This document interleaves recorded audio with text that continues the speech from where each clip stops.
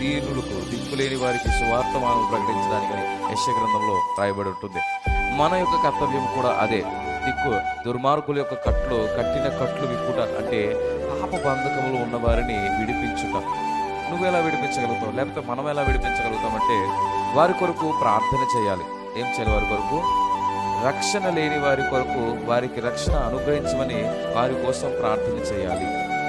ఫిలిప్పీయులకు రాసిన పత్రికలో పౌలు ఒక మాట అంటాడు, అందరూ కూడా సొంత కార్యములే చూసుకుంటున్నారు, కానీ ఇతరుల కార్యములు కూడా చూడాలి. 2:24లో ఉంటుంది. ప్రతి ఒక్కరు కూడా సొంత కార్యములే చూసుకుంటున్నారు, కానీ ఇతరుల కార్యాలు కూడా చూడాలి. యేసు కార్యాలు కూడా చూడాలి, ఇతరుల కార్యాలు కూడా చూడాలి అని అక్కడ రాయబడి ఉంటుంది. హల్లెలూయా. ఏంటి మనం ఏం చేయాలి? మన కర్తవ్యం ఏమిటంటే మొట్టమొదటిగా సువార్త ప్రకటించాలి. రెండవదిగా ఇతరుల కార్యంలో మనం చూచేవారిగా ఉండాలి, లేకపోతే ఇతరుల కార్యంలో మనము సహకరించేవారిగా ఉండాలి.